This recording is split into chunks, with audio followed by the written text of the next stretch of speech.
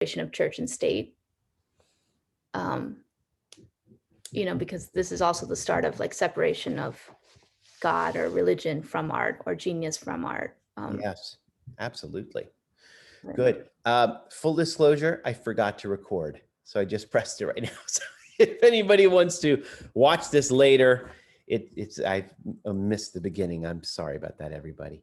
And Babette, it's interesting the way he uses the word, in one of my translations, he used the word theology at one point, relating it to art. But you're right, like he definitely sees a kind of secularization afoot here, okay? But before I say too much more about that, why don't we dive into the main subject here, okay? Which is the reproducibility of art, okay? He tells us that art has always been reproducible. How so? What examples does he give? And again, I'm going to be using the chat as like my chalkboard. If I can type. Art has always been reproducible. How about some examples? Like in the history of graphic design, like you learn about like early like cuneiform, it's like a letter form being reproducible by a tool that produced like the same letter form like over and over again as like a predecessor to like even printing. Good. Are there anything else?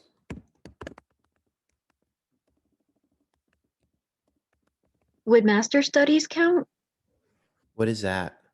It's when you mimic and paint by using master paintings, like paintings from Da Vinci, like the Mona Lisa, as an example, and then replicating that to be as close as possible to basically try to capture the same feeling as that. Is that something that was done in the past? I don't know. I think so. I mean, He's interested in historical precedents. I was gonna say in the UK, you're still taught to do like master studies in like high school and early art. Yeah, I thought it was super common because I think that was like the internship of art, and how they kind of did that back then with like apprenticeships. Good. Yeah, it's like the part of the guild, the idea like being part of the guild. Yes, thank you. Good. Okay. Who is that for, though, right? Were those pieces being propagated or sold, those masterclass pieces? They weren't, right? Wasn't that for the purpose of education? Yeah, there's education. And then also the pupils would end up just like lots of parts of those paintings were actually just made by pupils. And then the master would only go in and add like a few details. And then you have, and he also mentions lithographs, right? Here I'm showing my ignorance. What the hell is a lithograph? It's a like it's like, correct me if I'm wrong, like a wood print. It's on stone. You like carve into stone to create like a printing plate, and then you hook it up. And there's lots of chemicals involved. I've done it like once. It's an expensive process. But when he mentions it, it sounds like lithographs precedes photographs.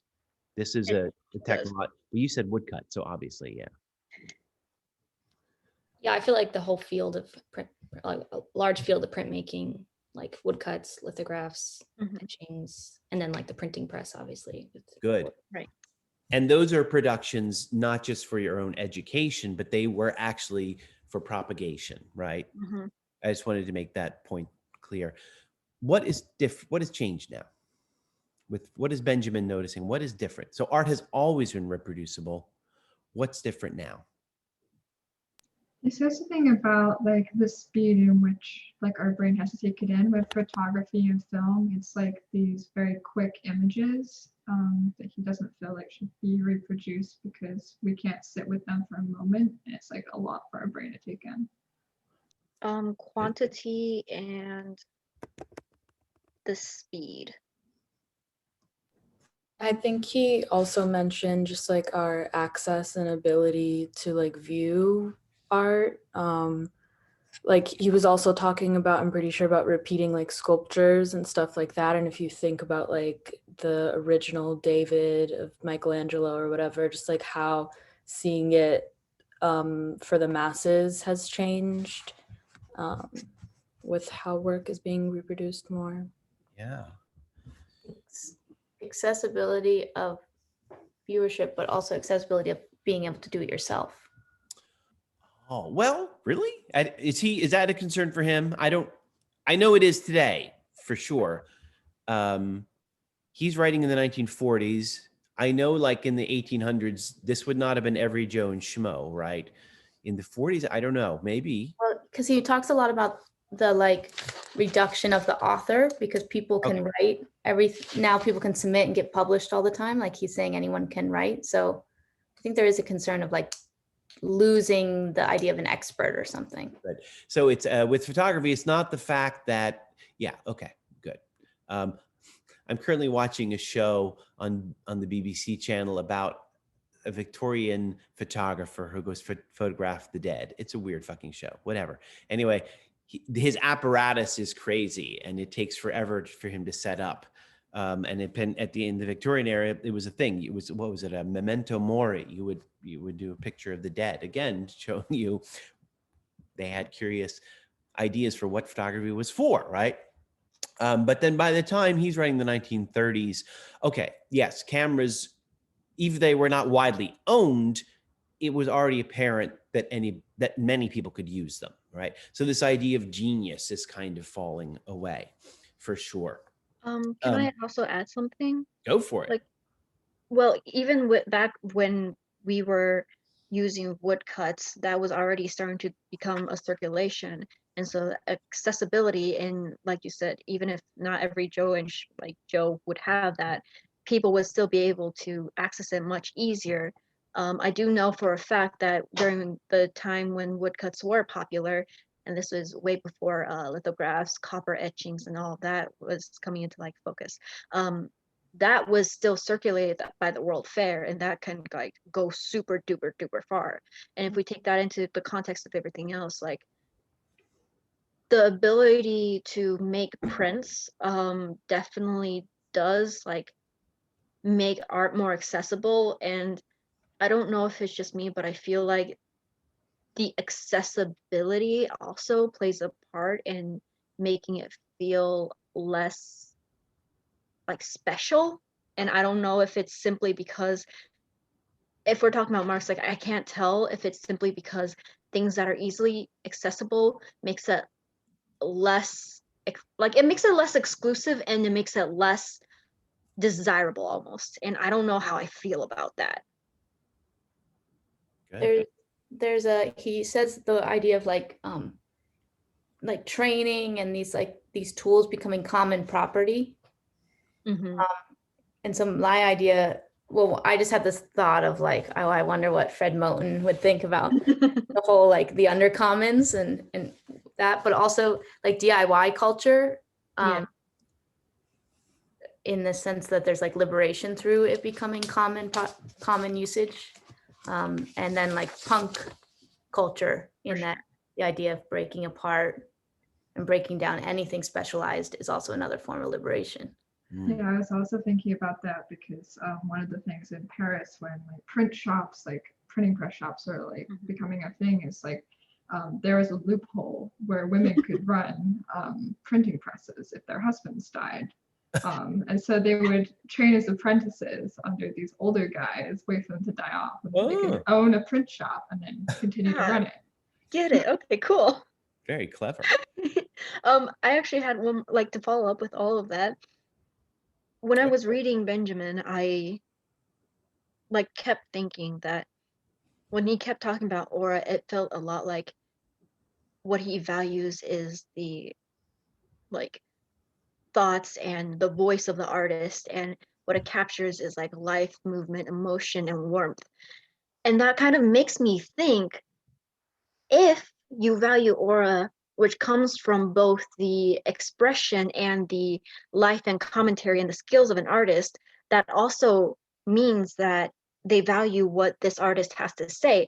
But then it made me wonder, well, why would you care specifically if it's an artist that has something to say? Like this specific artist, who is this specific artist? And what does it mean that you value this artist more than another artist? And then, not to be that person, but it gets very much into race, because you have art and you got fine art, and then you have crafts, which is every single other culture that's not white. I'm like, huh. Mhm. And then I get mad. Sure. Yeah, one thing that is interesting. I think he's suggesting that paintings, for example, that's a traditional fallback for him here. Paintings, I think Babette used this term, like they indicate the artist somehow. I don't know if indicate's the right word. Like they make you think of the artist. The artist's hand is like part of the work. Yeah. And there's individuality, right? You got I'm thinking about the different, when you see an El Greco, it's El Greco. When you see Caravaggio, it's Caravaggio. I think Benjamin thinks that what's interesting about photography is it's suddenly anonymous, right? And that's kind of liberating in a way, right? I don't know. But you all being artists, you all know that's not totally true, right? You can tell a difference between I don't know artists. I know Mapplethorpe. And now I know Auger because I read about him for today, right? You can probably pick out a couple, there are distinguishing. But for Benjamin, what's interesting is that I think, as far as I can tell, I think he thinks that this is somewhat, more anonymous. But again, we really don't think that way anymore. We're going to talk about film in a little bit. It's outrageous to say that every film is like another. That's not at all the case, right? Different filmmakers have very different styles. And maybe one of the things we have to think about here is, listen, Benjamin was writing at a time where, I don't think he can fully anticipate what's coming, You know who does, though? He quotes Paul Valéry, the French poet, here on page 3. And I think Paul Valéry actually does anticipate what's coming. He says, this is towards the top of the page, these convergent endeavors made predictable a situation which Paul Valéry pointed up in this sentence, just as water, gas, and electricity are brought into our houses from far off to satisfy our needs in response to a minimal effort, so we shall soon be supplied with visual or auditory images, which will appear and disappear at a simple movement of the hand, hardly more than a sign. So just as the water... Scroll. The movement. Yeah. Just as the water, gas, electricity come flooding, we will be flooded by imagery everywhere we go. And of course, it becomes easier and easier, right? Scroll down the screen, flip the screen, turn on the TV. Hell, that this is written even before television becomes widely available. So I think that statement actually is very foresightful. He understands that we are going to be utterly inundated with images, It's interesting that like Benjamin didn't pick up on like that as like, because like at the time like graphic design and advertisements were like big anyway, and you were still having the typography and the imagery already in your face even before like the ads had photography in them. They still had like illustrations, and you're seeing that everywhere. So it's interesting that like that didn't. Yeah. Well, let me just say this, Blythe. I don't wish to say, for example, that I don't know that he's going to say that, well, let me put it this way. Photography may carry on certain vestiges of painting and design, but it is more liberating in the fact that it is more anonymous, never totally anonymous. It's going to get messy because he sees film as an even more revolutionary development. And yet I was just saying a minute ago, I don't think that characterization of film is entirely correct either. But whatever, we'll have to get into that. By the way, just one other point where he gets the idea that about photography being widely accessible. Understand also that one of his reference points in the 1930s is photojournalism. For the first time in history, newspapers are full of photographs, right? So this is now, this is very widely available. For sure. Okay. One thing I was like thinking when you were talking about that question of like, obviously we know films are very different from one another. Um, so kind of what was he trying to say there? And my thinking is maybe perhaps it's less about the filmmakers and the way they're making the films, but more about the way that film is processed and finally produced means that we're all consuming it in the same way. Yeah. Yes. Yes. So it's like the way we consume these things that are like creating this kind of homogenous situation versus.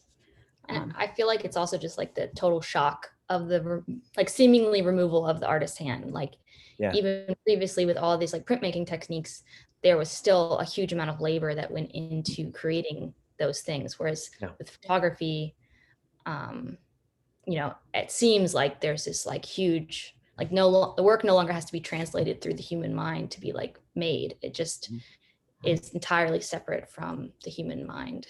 And therefore like the artist's hand, which I don't think is true, but back then I could see maybe why that was such you know, yeah, I mean, this is one of the fun things about talking about technology, right?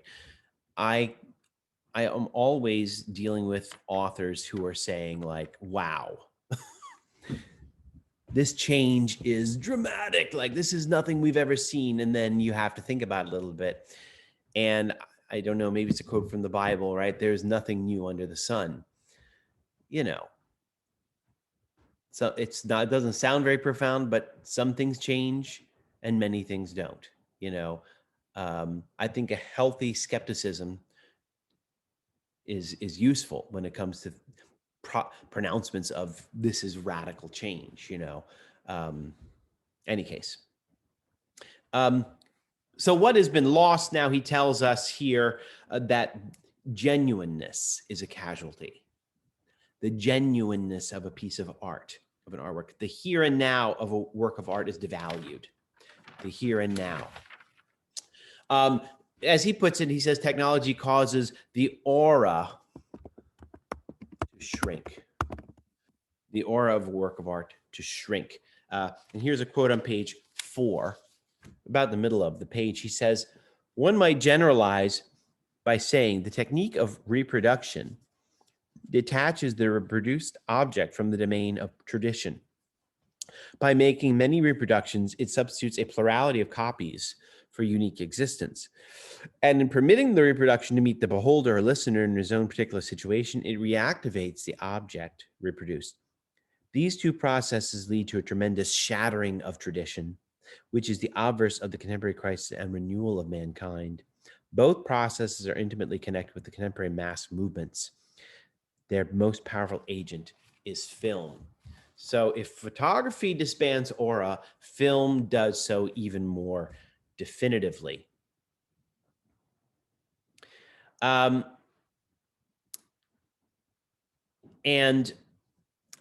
guess I'll talk about film in a little bit further, but in a bit. But I think we probably should dwell a little more on this idea of aura.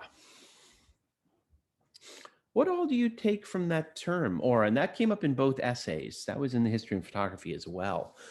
And as far as I can tell, as far as I know, this is a notion that is unique to Benjamin. I've never encountered it anywhere else. But that before, you know, this technological change, artworks had aura. Or apart from reproduction, they have aura, and photography disbands that. What all do you understand? What all do you understand when he says things like that?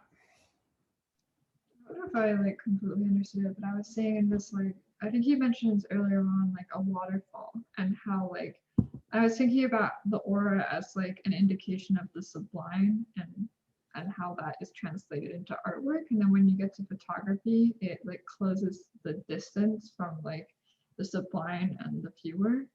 And so he was talking like about a flattening of like the shrinking of aura. That's just how I kind of personally understood it, I guess. Okay. Thank you. For me, it was. Jennifer, Oh, you can go for first. Sorry.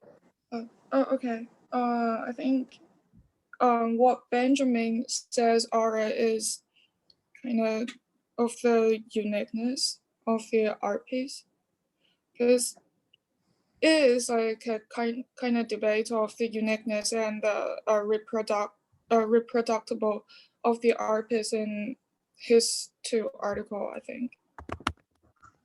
Yeah. Yeah. A uniqueness is definitely a term we should use here. Now, one caveat. I don't know that aura and uniqueness are equivalent. I think he would say it is the aura of the artwork that makes it unique, which still leaves you with the problem, what the fuck is aura? Because aura is slightly different, right? Like an aura, like that is a term we use in English in a different, like if someone has an aura, what is that? It's like a way about them. And so like part of my thinking around aura is like, I actually, in the writing, I kind of referenced this Tao quote about darkness, and that mystery and manifestation arrive from the same source of darkness. And thinking of aura as something that we can't quite name or even explain. So there's a mystery to it, and it then leads us to have like sensations inside our body. So it's very like, it's a very embodied feeling. It's not a logical feeling. And it's when we say there's an aura around someone, right? We can't really know why, but we just feel that it is. So I feel like aura has to hold some sense of mystery. Yes. And unknown, and something unattainable in a way. Can I say something? Yeah. I think probably the aura is I think it's the artist, this work, this job, it's independency, so people do not know what artists think or why they made this, but he said like the aura shrink, so probably it's because the artist, this job loses independent, so it is more reliant on the commercial or the market. So yeah. It is more reliable on relying on the market. Is that what you said? Yeah. Probably it's wrong, but well, it has a greater value. That's for sure. I mean, is that okay? Yeah. Okay. Okay. I dropped the ball here, people. I should have looked up the etymology of aura. I'm sitting here wondering, is it Greek or Latin? One thing I can tell you is, if I looked at the original German, he probably uses the word aura. I'm guessing it's Greek. Anyway, when I think of aura, I think of like, you almost have like this invisible halo around you, right? There's like, if someone has an aura, they're like, oh, the Mona Lisa has an aura, he would have to say, right? An individual piece of artwork. What does that mean? That doesn't mean when you see the Mona Lisa is glowing, right? Or has a halo around it, but there is something like, I think this is what Babette was getting at. It makes you feel like, oh, right. Like, oh shit, that's not a lithograph anymore. That's the real fucking Mona Lisa right there. That's it. Like, oh, that's, I had a professor in grad school who would talk about something called symbolic realism. And what is symbolic realism? It's very difficult to explain, but he gave the example of, if I gave you a pencil and I said, here's a pencil, you'd say thank you. But if I gave this pencil and say to you, this is James Joyce's pencil, you'd be like, oh, Jesus Christ, you just gave me James Joyce's pencil. The way he put it, he was Belgian. He did have time. He said, but there's something of James Joyce in that pencil, right? And there's something of Da Vinci in that Mona Lisa. That's why you're like, whoa, like, oh my God. I think that's what the aura is. It is hard to put. Oh, Jay, thank you. Fill up. It means wind, breeze, or breath. In Latin and Greek. Yeah, and And so like I was actually thinking about it. I did talk a little bit about like before about the artist and aura, but like it's almost sounds as though the aura is almost the voice of the artist, and the breath or the breeze is to breathe life into it, a piece of artwork. And in that, yeah, and like when I was back in my last critical theory class before I graduated, we went and talked about how an aura can give you an experience. That seeing a piece of artwork in a museum or a gallery is such a different full body experience Yes. than seeing it in photograph. And Thank you. and The in photo- that, sorry, in that way, aura is almost as though it's a conversation between the viewer and the artist, and it's almost as though it's an experience. Good. Special relationship, special experience. Hmm. A photograph of the Mona Lisa will never do it justice, right? Hmm. But of course, this is something one of you was getting at earlier. Like there is a difference here now. How many people can have that that experience, that can experience the aura of a painting? Not many, right? But the photograph, this is different now. That can be transmitted broadly. Hell, it can be printed in a newspaper, right? But this is what has changed. He also says that singularity is another word for aura. And by the way, breeze, breath, or wind, that's perfect, because that's, again, the sensation that there's something there, but it's not visible. There's a sensation of it being special, right? But again, like, I just had a devious thought thinking about like imposter paintings, you know, that's happened in the past, right? Who is responsible for that aura, right? Isn't it the viewer is responsible for that aura? Any case. In general, he's not a fan, right, of this idea of aura. I think he's highly critical of it, right? This is what is refreshing. This is what is refreshingly revolutionary about photography, is that it has, you know, disbanded with, has abandoned this notion of aura, and good riddance. Okay, good riddance. You know, so this is where we need to talk about this difference between cultic value and exhibition value. And oh, by the way, everybody, I think I'm going to go till 2:30. Is that all right? Okay. You know, he distinguished between the cultic value of a piece of an artwork and an exhibition value. My translation is also display value. So I may, you know, in my translation, he uses the word related to exhibition value. He talks about something called this is a mouthful, displayability, right? What we see with photography is moving away from cultic value towards emphasis on exhibition value, or away from cultic value towards displayability. Cult, you don't need to think of, you know, Wild Wild West or guys in white jumpsuits with sneakers here. When we talk about cult in this context, we're talking about the old, the traditional notion of the word, which means worship. So what is the cultic value piece of artwork? I like that. And this is where the notion of theology comes in, right? Like there is a degree of reverence and awe, right? You put this on a pedestal, like there's only one Mona Lisa, like, oh my God, right? I kept thinking about the last time I saw the Mona Lisa. I had to take my kids to the Louvre, and there were like 80 people crowding around that stupid, I mean, it's a very nice artwork, but I was not happy at the time. And I keep thinking about this in various contexts here, you know? Paintings have to be viewed, you know, it's kind of what I think Jay was getting at. Like paintings, they kind of have to be viewed in person, and you can't do this on a mass scale, right? 80, that's about as many people as you can get in that room there. Photographs is different, right? And then the other thing that was funny is everybody, this is what I hated the most about this experience, everybody in that room with the Mona Lisa was taking pictures of the goddamn thing. Like, just go downstairs and get the goddamn postcard. What are you doing? You know?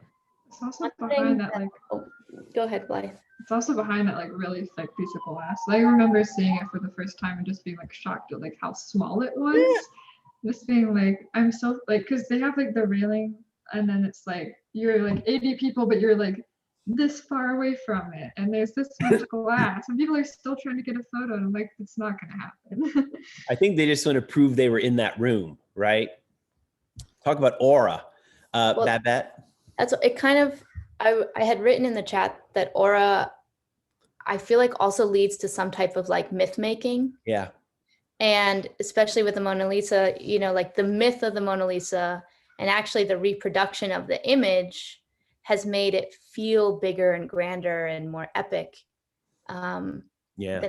And it honestly, like when I saw, was it Mona Lisa or Starry Night, Van Gogh. It's like underwhelming, incredibly underwhelming, and like very disappointing in a sense. Based on my sister, she disagrees, but I felt underwhelmed, and I related that to this giant myth making that has surrounded this image, and again the aura that has surrounded this. Good question. Has the aura? Does he? I don't know. Does he make this claim? Has photography undermined the aura of those artworks? I know he says that photography disbands with aura altogether, but maybe it's undermined the aura of those artworks as well. I have to agree with Babette. I just like, I've been to so many museums in Alaska, New York, Minneapolis, MOA, Baltimore, China, and it's just like, there's so much that you see and you're like, this looked better. Like, I expected more of this. I don't know why. I shouldn't, but I did. And it's just, it's almost like oh, this is blasphemous, but like, I have a very similar emotion with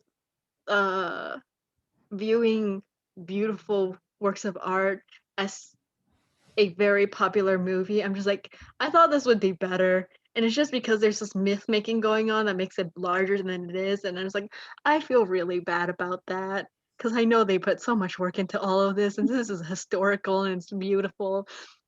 And Marvel's overrated, but you know, it's fine. Well, it makes me think, like, is aura like is it a permanent thing? Like, is the aura tied to the object itself, or is it tied to like you meeting it at a certain time, a certain place, and at a certain point in your existence that like it clicks? Thank you, Rosemary. He does make that point around page 7 and 8 where he talks about like it's rooted in wait, sorry, that's not the page. Page, excuse me, 6. He talks about it being rooted in context, right? He talks about the statue of Venus was viewed differently by the ancient Greeks as opposed to by the Renaissance. But that's different. Like for the Greeks, it was an image of worship. For the Renaissance, it was an object of blasphemy. Now, for us today, it's neither, right? So it's context. It's almost like has no context anymore, right? Now it's an object of just, oh, well, you know, we think about its history. So context definitely fixes the aura of a thing. But at a certain point, I guess the context could no longer pertain. I'm thinking of what I'm trying to say is I think there's a huge subjective element to aura, where he suggests that it's objective, something in the piece itself. And I might not be totally right about that. I could be wrong. It's subjective, you know. A lot of it relies on the audience itself and how the audience reveres it and views it. Because again, an aura, you know, maybe he does agree with me, because aura just is not something that you can see, obviously, right? Something that you lend, the viewers lend. So that it's something that people lend to it, not even viewers, just like society as a whole. Like this is a value, right? The Mona Lisa is almost of religious value, right? It's infused with the divine genius of Da Vinci, you know. Thought across in my mind while I was listening to you guys chat was how amazing. I often wish I could do time travel, and how amazing would it have been in the 1800s to see the first impressionist paintings, you know, when there were no photographs of them and you had no idea what to expect. Nowadays, Monet, like, wow, everybody sees Monet and they're sick of Monet, and I'm sick of Monet and Renoir and blah. But the first time, wow, that must have been crazy, you know? And knowing, by the way, that you were not going to go home and see it again. And knowing that there's no gift shop, you're like, oh, that's a great painting, I'm going to go downstairs and get the poster. No. You have to feast your eyes on it and then walk away. And then you want to see that again, come back or hope that it comes to your town again, right? How different is that?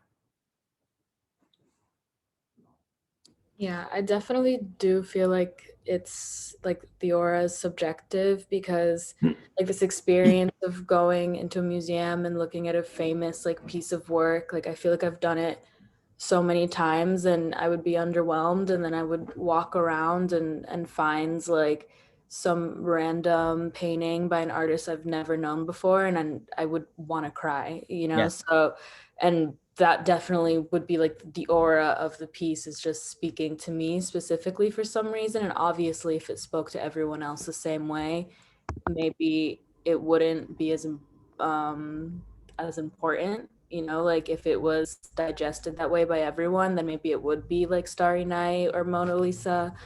So yeah, I don't know. Good. I put this in the chat. Photography is the enemy of aura. Yeah, I was gonna say, like, maybe these famous works of art are underwhelming just because we've seen so many pictures of them. Yeah. So it's like there's nothing to like surprise you in a way. In fact, it's like it's more like set up to disappoint you. Yeah. Whereas, you know, if you only read about this famous work of art just through words, and you know, it's like when you read a book and then you see the movie, and like the movie never really lives up to all the different the things that you made up in your own head. I've Also, had like the seeing exact a same trailer. experience as Kat, for sure. Oh, I'm so sorry. Go ahead. I was gonna say it's like seeing like a trailer before a movie or accidentally reading spoilers and then going to see the movie. It's like the aura's already been spoiled for you before you step in the door. Right. That is, but also to kind of pull this back in to get like the whole concept of just having something of value. Like, have you noticed since quarantine that people call people a lot more, whereas when you can actually meet up with people, you don't do that as often? So the accessibility of a person and like your willingness to call them versus like the accessibility of a piece of artwork and your willingness to go and see them and like revel in its awe-inspiring glory, that just, it's the value we all associate with it. And I feel like it's like, it's something. Sure. Oh, and there is a question that my friend who is not a art student asked me before, like what is the difference between the reproduced or photography of an art piece and the original one? I was like, how can you ask? How can I ask answer you? So it's kind of weird. Well, you know, I mean, it's you. I don't know, Kat. You're the one who's, you know, you were talking about this a minute ago. What's it like experiencing a painting you've never seen before?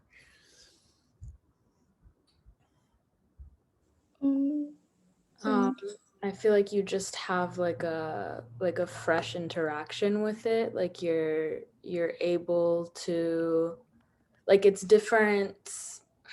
How can I explain?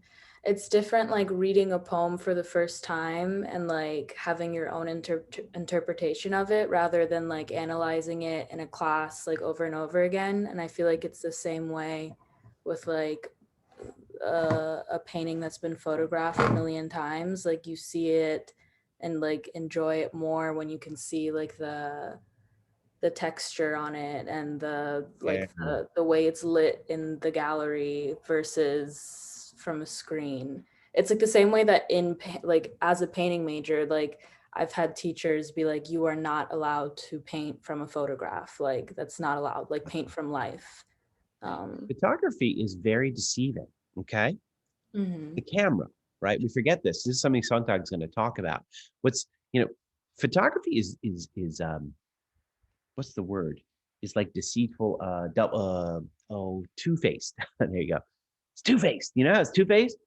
It tells you, oh, this is the real thing, but then it's not the real thing, right? It's always telling you a lie. For example, we could talk about the example of the screen. You don't know this, but I'm 7'5". See, you don't know that. I weigh 380 and I play linebacker for the Ravens.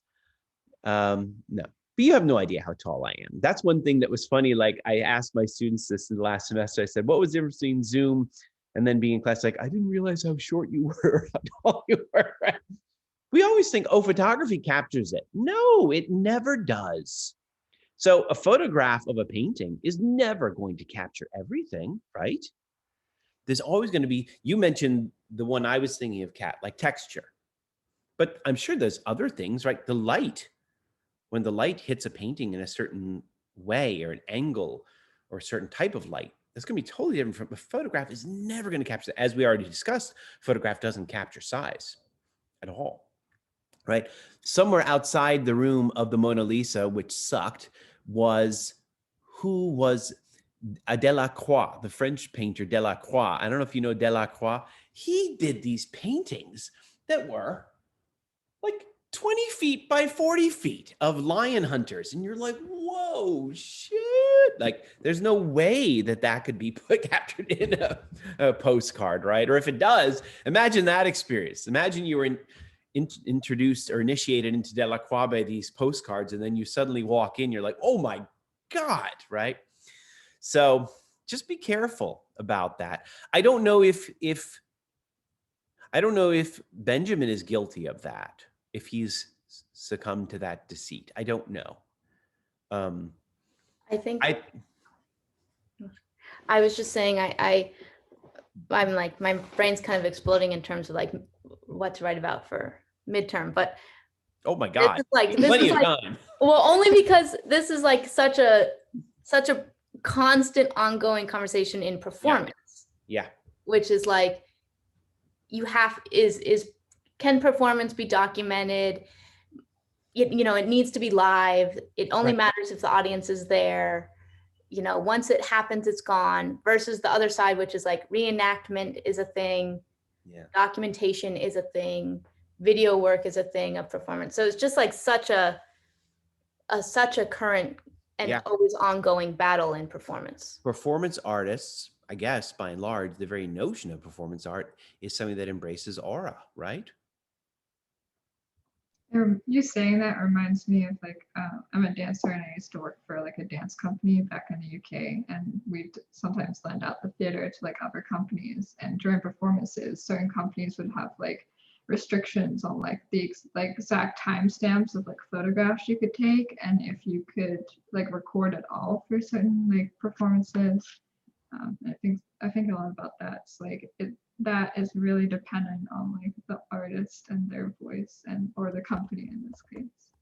And good. Like, the heightened like 70s, 60s, 70s, like Judson Church, New York dance explosion and performance explosion was in like such rebellion against, in some ways, photography and film, and also just like reproduction, because it was like all about just like who was in that room witnessing this moment and this action or this this body, and you had to like be there to see this body or see the pain from this body or see the sweat from this body.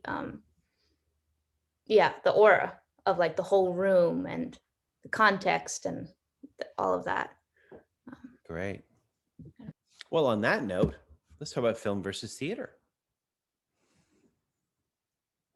I don't think he's entirely correct here with this next topic. I don't like what he has to say about film, but how does he distinguish the two? What does he say is different, I think, between film acting or screen acting versus stage acting in particular? I think like for theater, the actor has to almost be the character from like the minute it starts to the minute it ends, and like live its entire life.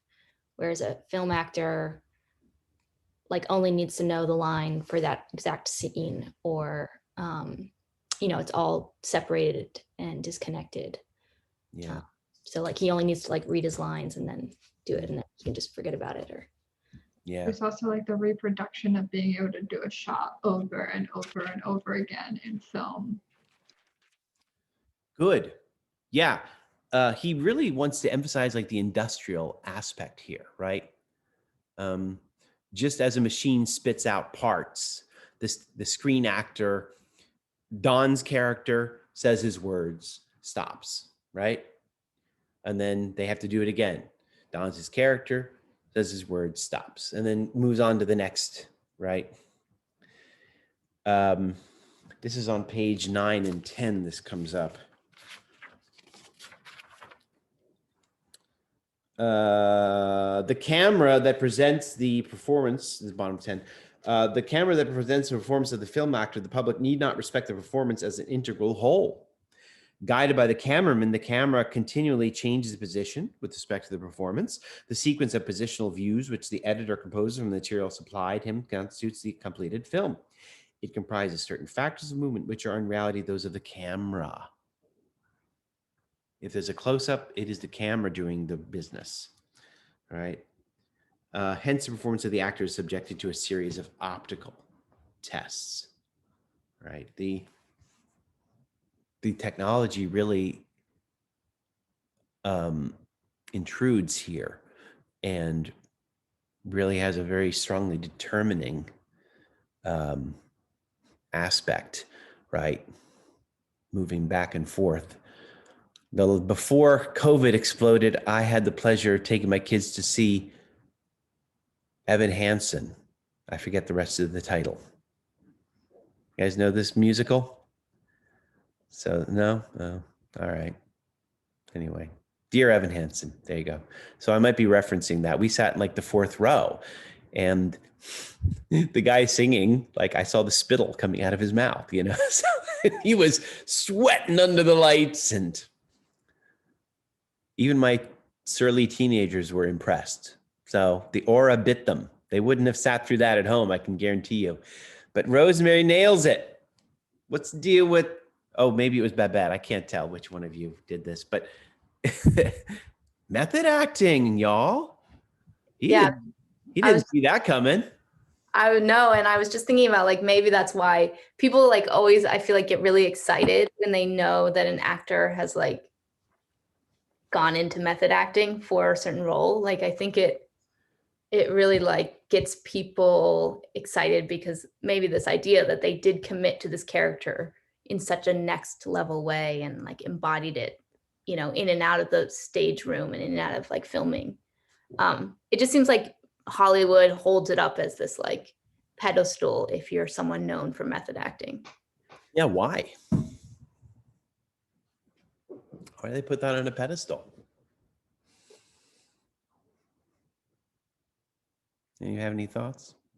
I mean, it shows like a high level of empathy, like with the character to like become the character, like in like an everyday situation, and realize like how they would empathetically deal with like everyday situations that are outside of the script, outside of the writer's like grasps. And like the length, like the time it takes to make a movie is a lot longer than a theater show. Yeah. So it's like you're actually embodying that character for a lot longer than a theater show. So at this point, I actually have put a lot of thought into acting because back in college I did acting, and you guys know Amy Poehler from SNL. I was in a play with her, actually. We went to Boston College together, and she has done well. Very happy for her. Anyway, and I used to think a lot about method acting because when, as a theater major 30 years ago, like method acting was the bomb. And before Robert De Niro started making movies about grandpas and whatever embarrassment he does now, he was like the model actor, right? And what was the thing about De Niro was that he had this almost like chameleon, this ability to change and inhabit, right? Different characters. So for the second Godfather, he had to play Corleone. What does he do? He learns Sicilian Italian, not just any Italian, Sicilian Italian. And then he was in a play. Then he did the movie for Scorsese called New York, New York, where he played a saxophone player. What does he do? He learns to play the saxophone. And then for Raging Bull, of course, he puts on 400 pounds. And nowadays, like, this is second nature. But the artistry, I wonder about this. See, so there is a funny story in acting circles around them about method acting. Dustin Hoffman is another famous method actor. In the 1970s, he makes a movie with Laurence Olivier, called Marathon Man. And it's a terrible movie because anybody heard of Marathon Man? Okay, I wouldn't wish it on you. It's probably good for Halloween. Laurence Olivier plays a Nazi dentist. Oh, just imagine. And his specific torture of Dustin Hoffman is that he kills his tooth. And it's just, like, I'm sure it was very painful, but now I'm like, really? That was your plot line? Like, anyway. So there's a famous story about Olivier and Dustin Hoffman making that movie in the 1970s. And Dustin Hoffman's character in the movie is up for 3 days. So what does Dustin Hoffman do? He stays up for 3 days, right? And he comes in this set and he's like bleary and can barely see. And Olivier's like, what the hell is the matter with you? And Dustin said, well, I haven't slept for 3 days. Why'd you do that? Well, my character didn't sleep for 3 days.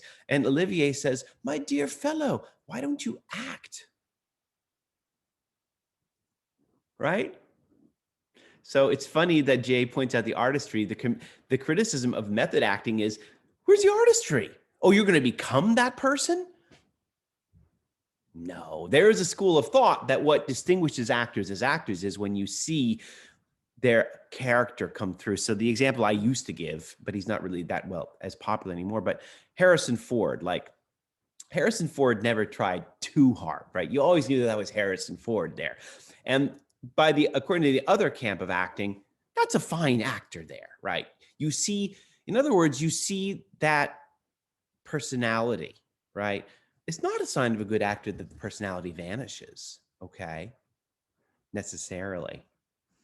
Blythe, the danger. Why are you raising danger? I mean, like, staying up for 3 days is Oh, yeah. the most healthy decision, but like there's also like stories like Heath Ledger and the Joker, and like going too far with method acting and like that kind of stuff. Yeah.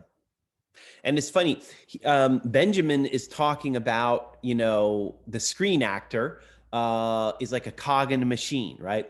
The screen actor is called onto the set. The screen actor puts on the character, says the lines, walks off, smokes a cigarette, whatever. I don't know if you guys are familiar with the movie Man on the Moon, where Jim Carrey plays Andy Kaufman from the 1970s and 80s, who was a rather demented comedian.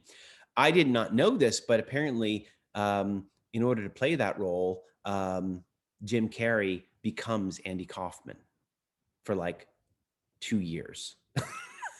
So there you go, Benjamin.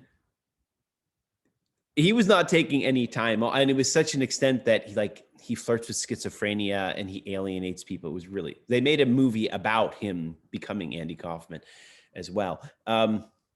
That's not anything he anticipates, right? Is that naive of him? I don't know. The Olivier school of acting is to do what he's talking about here, right? But Benjamin thinks that's rather mechanical, right? So anyway. Any other thoughts or comments about any of that business? I was also just thinking, like, Benjamin doesn't he's like kind of saying that the actor does all the work, which obviously they do a lot of work. But I wonder, like, if the film, because they're able to redo so many cuts, Yeah. the director actually gets to say, this is the cut. This is exactly the cut that I was looking for. Yeah. Whereas with theater, perhaps there's a certain amount that you just have to let go, because once the show starts, the director can't come in and change anything. And so there's like that level of artistry that, you know, obviously you could go on and on, but yeah. Yeah, theater actors think they're the shit. I also see it as like film is like guidance of like the whole process, and theater is like a curation of all the parts, and then you just like let it happen. Yeah. Another reason that theater can have aura is because, or that it does have aura, is because a play will be different actually every night, right? You will have different performances from different actors. Sometimes they might forget their line, right? Sometimes you might have an understudy. They'll deliver their lines in a different way. They'll get a bigger laugh. They play off the crowd, right? Definitely. But again, as I was saying earlier in the class, I think it's a stretch to say that film doesn't have aura. You know, he's not entirely correct when it comes to acting, right? Did you notice what he says about the Russian films? Who are the actors in the Russian movies? Did anybody catch that? And I guess he's thinking about Eisenstein. You said something about them just playing themselves and never playing a character.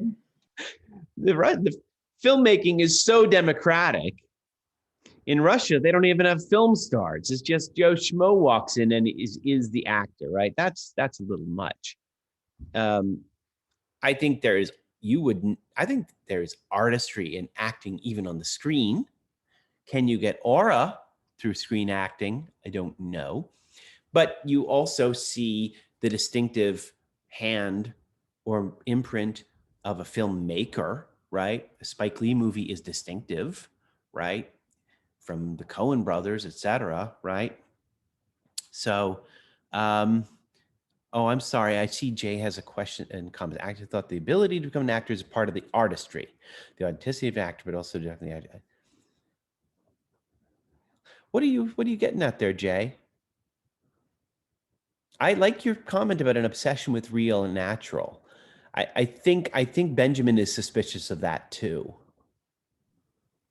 Yeah, like I can't tell if it's just simply because of the current obsession with like real, all natural, organic, and like all of this stuff, like what's real now. And I feel like, yeah, genuine. Um, and I feel like, yeah, a lot of it is simply that like is method acting, I do believe, takes a lot of effort, and effort can also doesn't naturally always equate to artistry, but it does kind of like tie in with how we feel, like becomes a piece of artistry. But I can't tell if it's simply because that there is more effort that I feel like it's worth more, and that it's more natural because you become the actor. It's a more natural way of acting, and that itself gives it the aura. But like I can't tell if it's that or simply something else. Yeah. Okay. I mean, I think people, I guess you're trying to answer my question, what I asked earlier, like, why do people put method acting on a pedestal? Well, let me venture another response here. I'm thinking like many films, like if they're a biopic, right? They're trying to get the general audience in touch with a specific character. And so oftentimes those actors are praised who really channel that actor. And I guess all my examples are old because I am old, but again, now I'm thinking of Val Kilmer as Jim Morrison. I probably should come up with some more up-to-date examples. Daniel Day-Lewis and Lincoln. There you go. Because that was so funny because his wife was like, I had to live with Lincoln for 2 years. You know? There you go. And now the audience be like, wow, that's what Lincoln was like? This is so cool, and apparently Joaquin Phoenix did all the singing in the Johnny Cash movie. And if that is the case, he did a pretty fucking good job because he sounded like him. So, you know, why is method acting held on a pedestal? Because you're delivering something to the audience, but that doesn't sound like aura to me. It's like ultimate trickery, Yeah. because like you're fully tricked. And maybe that's why Laurence Olivier looked down on it. Because, you know, oh, you're just channeling? Is that what you're doing? You're just going to channel Lincoln. Well, whoop-de-doo. Watch me. I'm going to act. You know?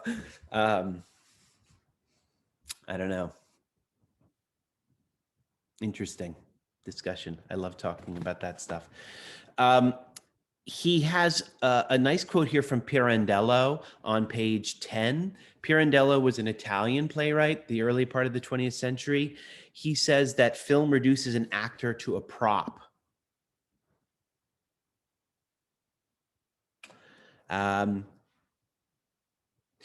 He says a stage actor enters into a part, but a screen actor does not.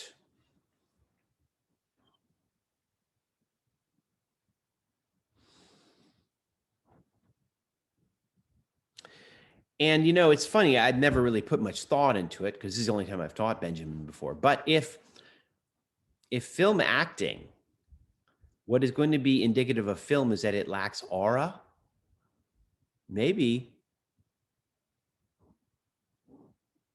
Benjamin would look at method acting and would say, exactly. What I said, no aura.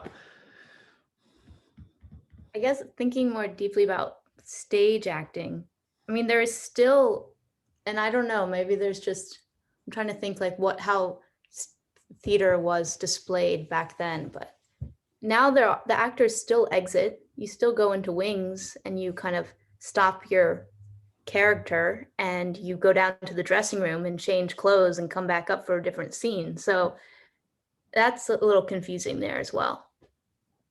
Yeah, it's just. What's confusing about it?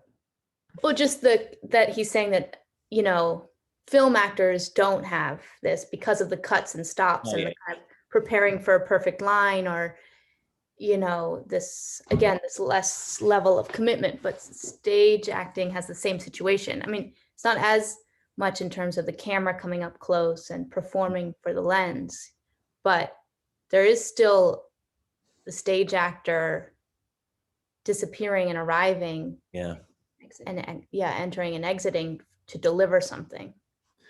But they, you know, I don't know, this memory just occurred to me, and I think it pertains.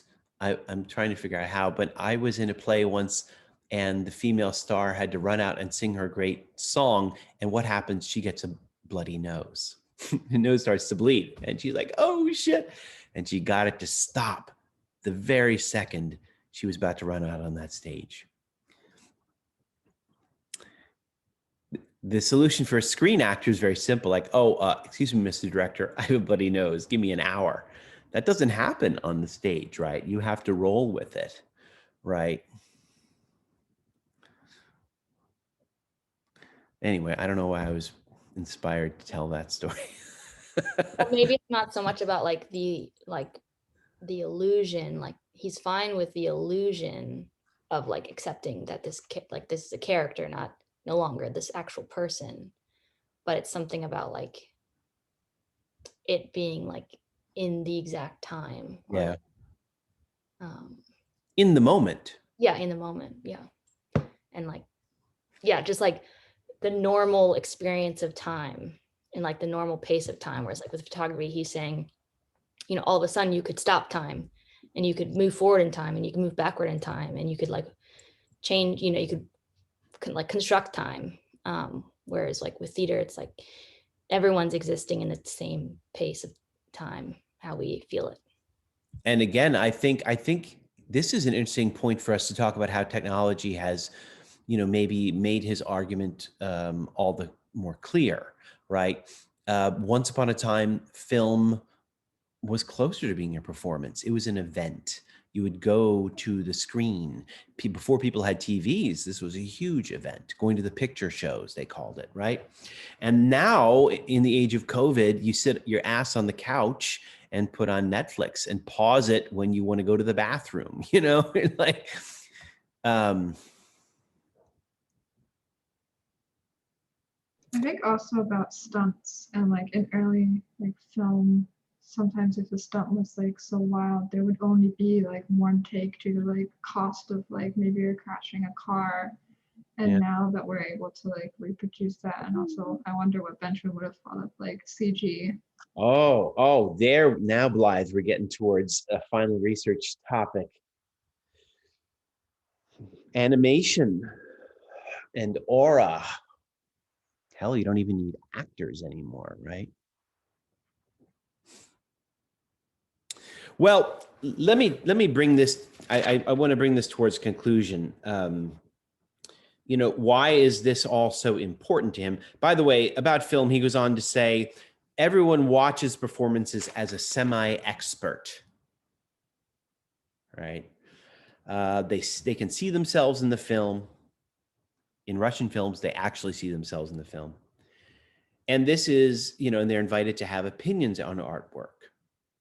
And this is all highly democratic now. This is what is important to him.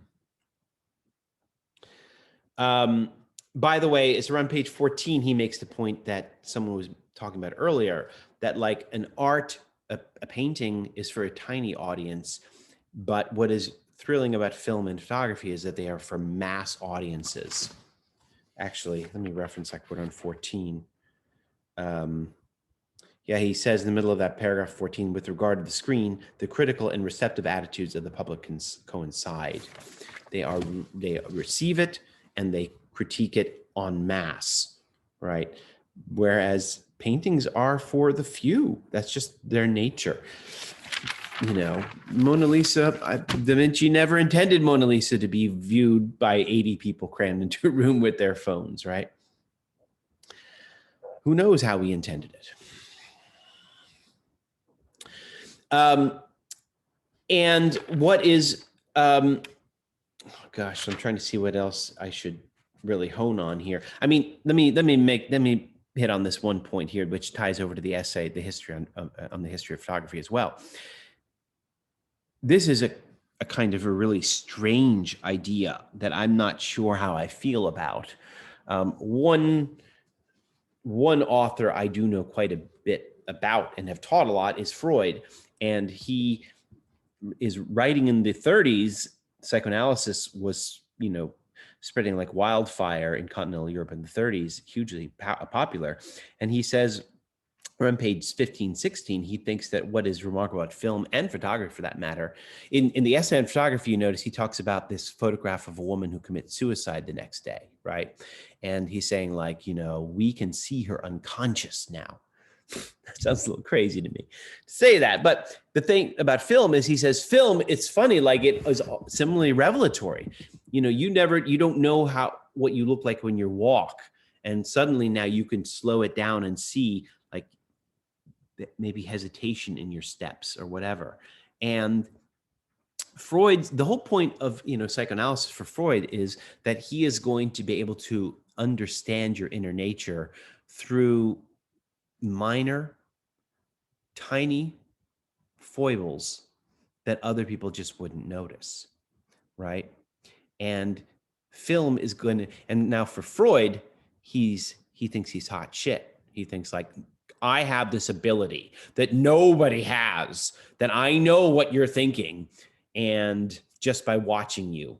My favorite example is when he is analyzing Dora, and Dora is playing with a purse, putting her fingers in and out of the purse. Just imagine, what Freud thought of that. And he's like, oh God, she likes masturbation. And he says, I'm the only one who knows this. I think Benjamin is saying that there's a huge democratic victory here in that now, Freud, you thought you were the only one. Well, guess what? Now film is going to slow down everything, and I'll see every twitch in that person's face, and I will know what's going on in their unconscious. Interesting idea. Not sure how I feel about it. But what I wanted to do by way of conclusion is I really want to hit on what I think is the big political argument here, because ultimately this is about politics. Fascism clings to the cultic value of art.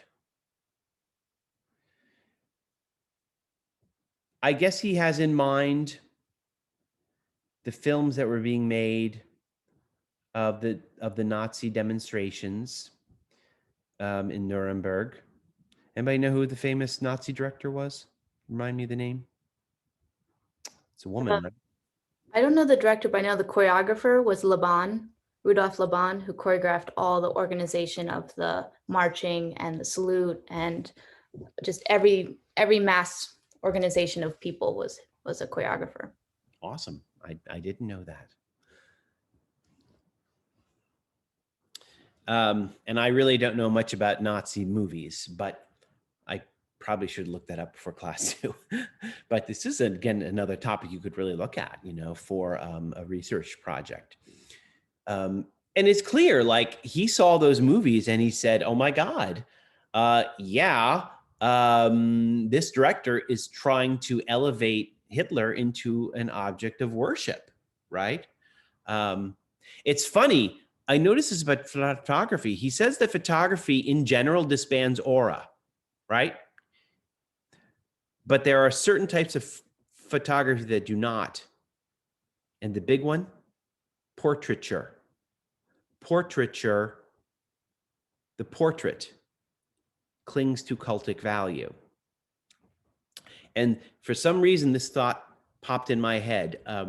My wife, her family is from Syria, and 20 years ago we went, and I remember looking at my hotel room, and what do I see at the hotel room?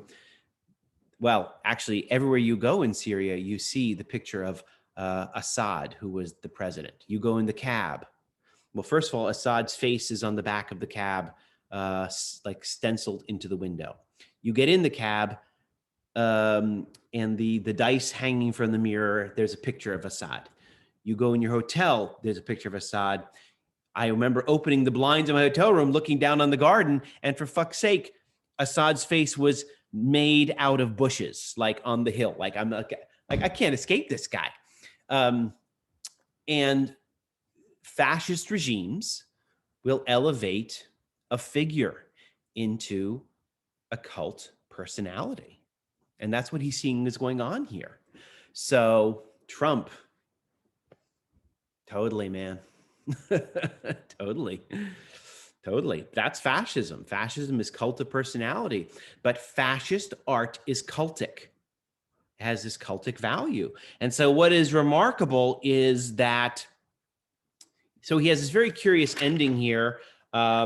This is around page 20, where he says that fascism leads to the aestheticization of political life. So politics, the aestheticization of political life. The political rally is rendered artistically through these films. But he says communism must reply by politicizing art. And how does it politicize art? It just strips the aura away. Just constantly strips the aura away. So what's funny is he is enthusiastically in favor of reproducibility, because there is something highly bourgeois about art in his view, right? And it is in desperate need of democratization. And by disbanding aura, that's how we do this. It also makes it widely accessible, and it also makes people feel, more people feel like they're critics. Okay. Does it make more people feel like they're creators? Perhaps. I don't think he says exactly that. But doesn't everybody can be actors. Go ahead. Doesn't he also say that this idea that fascism gives way to like ultimate expression of the masses, so that people feel like they're expressing themselves, and being heard, but there's actual no systematic change. Well, what he says is like the only way to rally the people without actually changing the property relations, he says you have to go to war.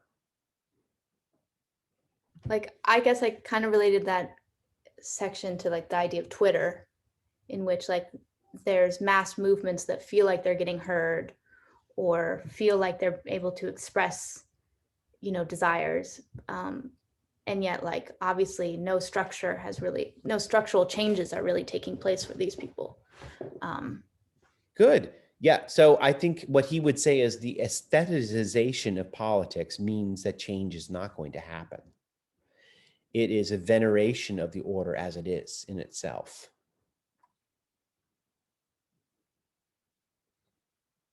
Don't expect justice when politics is aestheticized and figures are revered or worshipped. Kind of like links into like performative activism. How Like in so? social media. Interesting. Like performative activism as an aesthetic for someone to hold in their social media like presence, not actually producing change. Mm. Yes. Good. Good.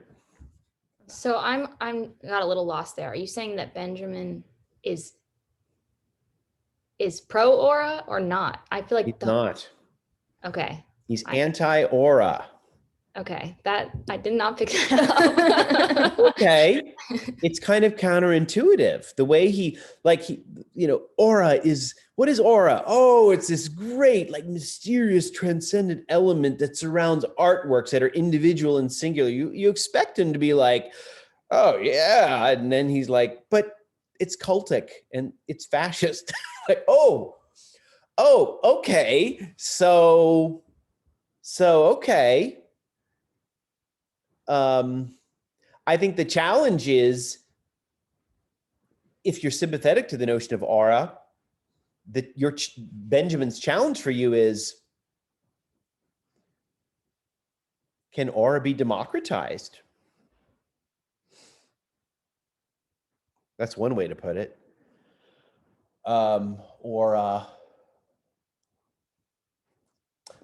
the way I was putting it is kind of the inverse. Like, I'm really skeptical that photography and film do such a great job. Yes, or as bourgeois. I'm kind of skeptical that film and photography disband or dismiss aura. I really am. I mean, like I was saying earlier, I think you can tell a certain photographer's artwork. You can tell a certain filmmaker's artwork, even though they are mechanical, even though they are reproducible. That doesn't mean that, I don't know. Aura is such a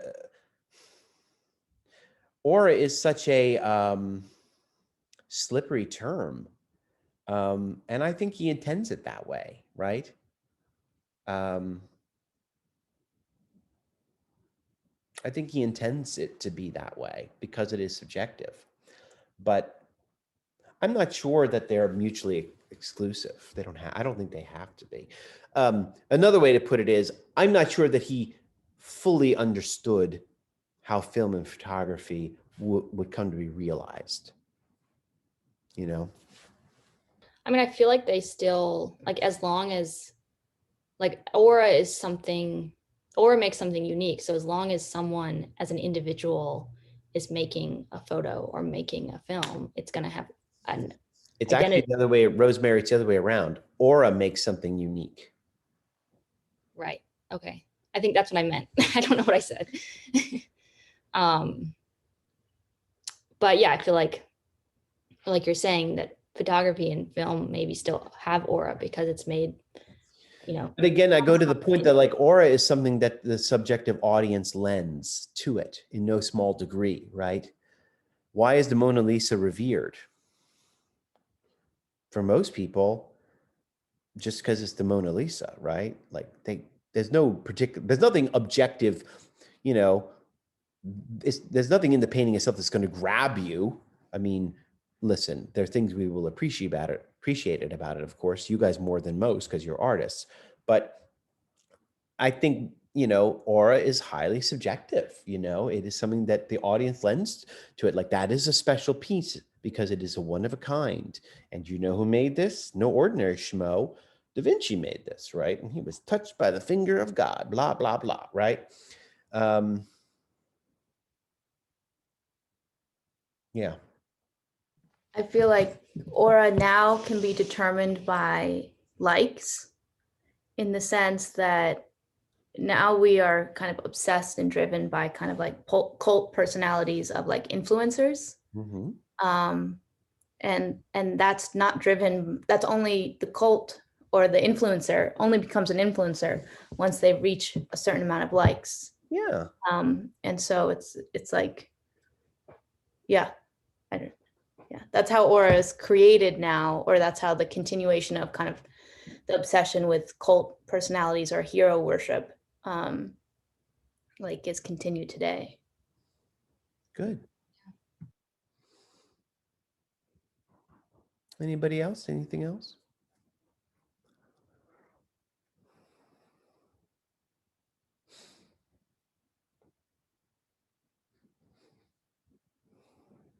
All right. Well, I'm going to let you guys go because I said we would talk about an hour and a half. We went over that. I mean, I'll say it again. I'm not going to hold to this hard and fast. If I feel like, if you guys want to continue the discussion anytime, don't worry about it. It's totally cool with me. But I think I'll end here for now. Okay. And if you have any lingering questions, think about them next week. We can definitely open up and talk a little more, because I mean, what I will say about this piece by Benjamin is that it's multifaceted and it is complex. And I think, who described this earlier? Blythe, this is the way you described it. Like, it opens up, right, as you go along. And so it's funny, this conversation is giving rise to more and more questions in my mind. And so I think as you dwell on this piece, you're probably going to come across other questions. And so, this is also the kind of piece you just have to sit with. And it's definitely rich for more research later on. And unfortunately, it's very sad that he died young, and then we didn't get any follow-up to this text and greater explication. And if he had only lived another 15 years, if had he seen suddenly after the war everybody had a TV in their house, or the widespread availability of film, what would he have said? How would he have changed his views?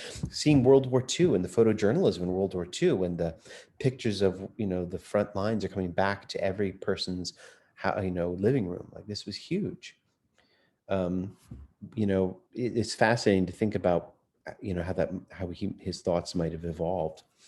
In any case, so the short of it is, if you have any other questions or issues, please think about them, and next week we can start with them. Next week, you're going to read Heidegger's Origin of the Work of Art. If you need to consult the Stanford Encyclopedia of Philosophy, do so. I think they have a little, like a couple paragraphs on this one that might be helpful. And then you have reading responses, okay, for Heidegger. And that's about it. All right? Can I talk with you after class? Sure, absolutely. All right. And if anybody else wants to chat, I'll stick around too. I'm not going anywhere, okay? Have a great week, everybody. I'll see you, okay? Thank you. Thank you. All right. Thanks. Thank Bye. you. See ya.